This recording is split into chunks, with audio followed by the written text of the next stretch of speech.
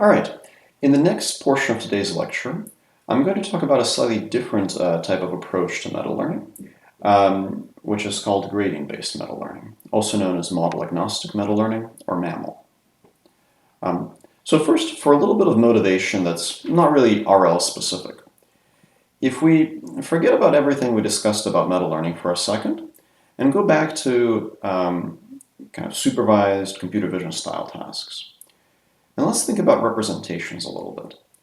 A very common way to get good representations in fields like computer vision and NLP is to take a large data set like ImageNet or a large text corpus or something like that, and train a large model with lots of parameters.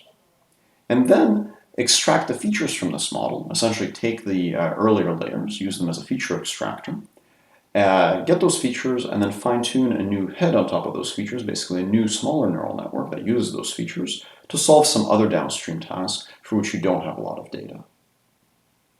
So if you wanted to, let's say, train a fine-grained bird classifier, you might train a big convnet with ImageNet, cut off the last fully connected layers in that convnet, take the convolutional layers as your feature extractor, and then fine-tune the network, maybe together with the conv layers and the top-level fully connected layers on your smaller bird dataset.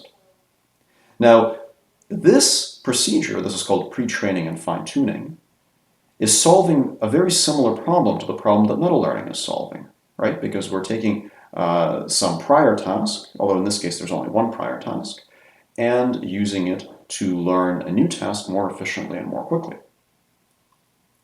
So is pre-training a type of meta learning?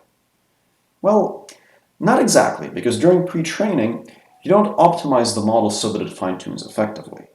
And in fact, the effectiveness of pre-training is often to a large degree determined by a very judicious choice of pre-training dataset. So pre-training with ImageNet will work for your bird task, but pre-training with like MNIST won't, because MNIST digits look nothing like birds.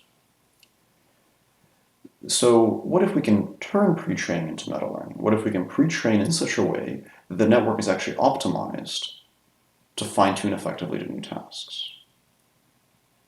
This will essentially provide better features, which will result in faster learning of new tasks.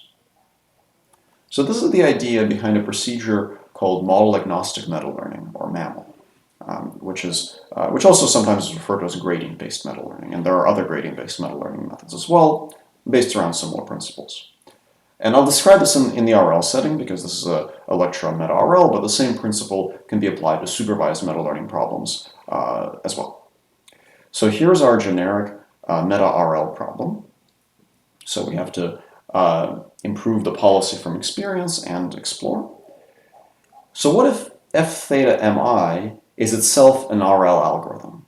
Let's say, for the sake of discussion, that's a policy gradient algorithm. Right? So in standard RL, you would just find theta star to be the argmax with respect to theta of your expected reward, and we'll call this objective j theta, just like we did in the policy gradient lecture.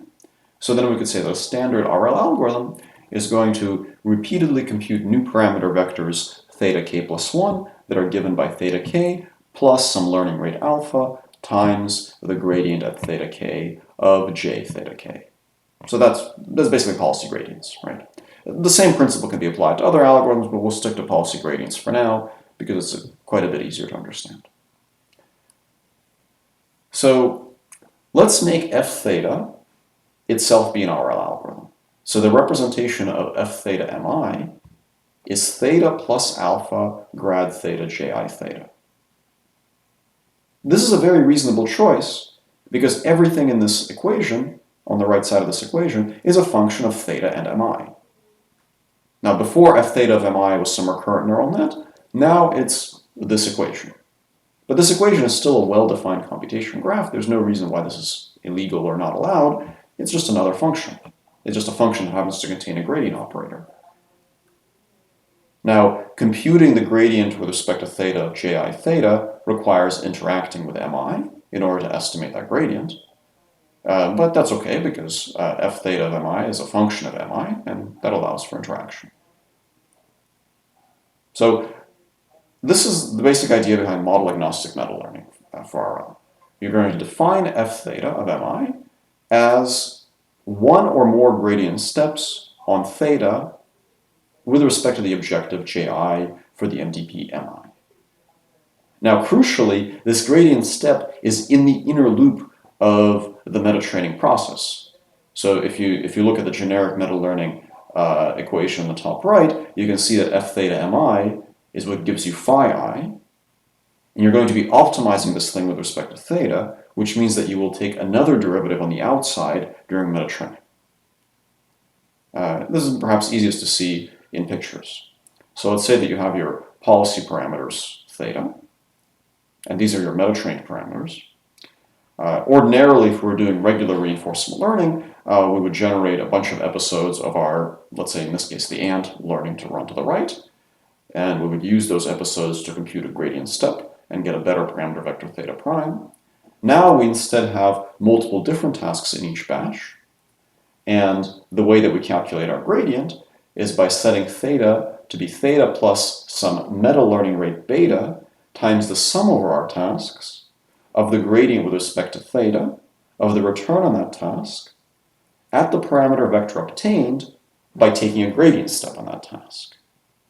So the meta-level objective is evaluated at theta plus alpha times grad theta ji theta. So what this will do is it will learn the parameters theta such that one gradient step with policy gradient leads to the best possible performance on that task.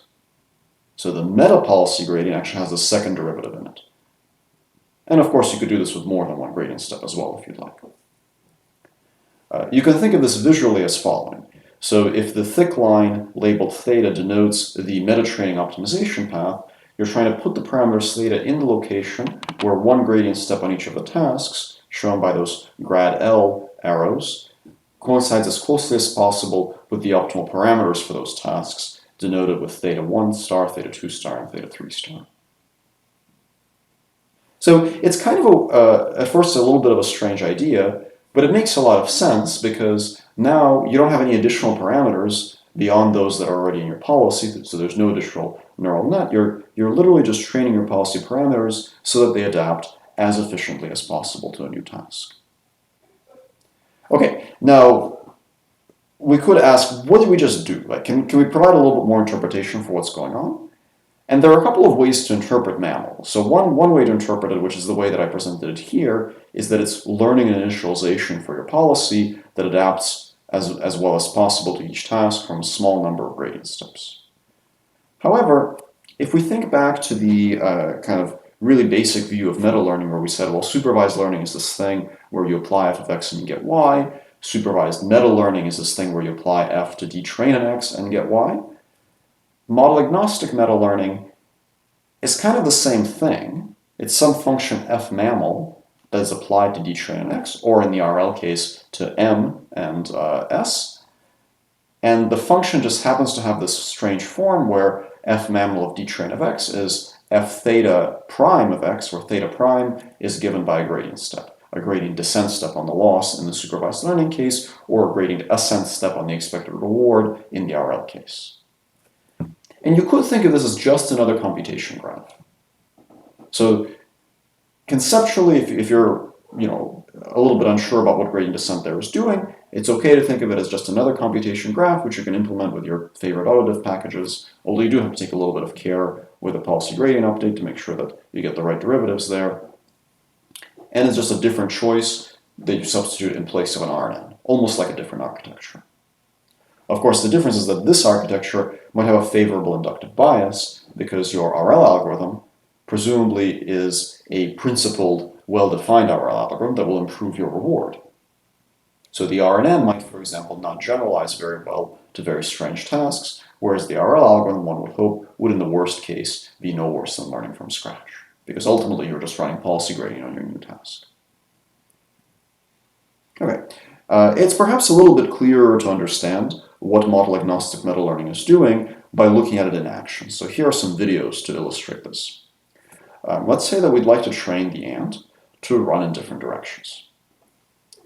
After meta-training, when our meta-training MDPs consist of MDPs with rewards for running in different directions, the pre-adaptation parameters, the ones before we've taken any gradient step on any task, will look like this. So the ant is kind of running in place. It's wiggling back and forth, trying to see, does it get more reward going up, left, right, or down. After we take one gradient step, if the reward was rewarding it for running forward, then the policy will do this. If the reward was rewarding it for running backward, then the policy will do this. So before adaptation, it's kind of exploring and trying to see where it gets more reward. After adaptation, after performing that gradient step, it then goes and performs whatever task was being rewarded. Okay. So if you want to learn more about MAML and gradient-based meta learning for RL, here are some papers on MAML meta-policy gradient estimator. So the original MAML paper, Dice and Pro and P, discuss these questions. There are papers on improving exploration with MAML, so papers that learn various exploration strategies, as well as hybrid algorithms that combine elements of MAML-like meta-training procedures where you learn initializations, perhaps with some non-differentiable components.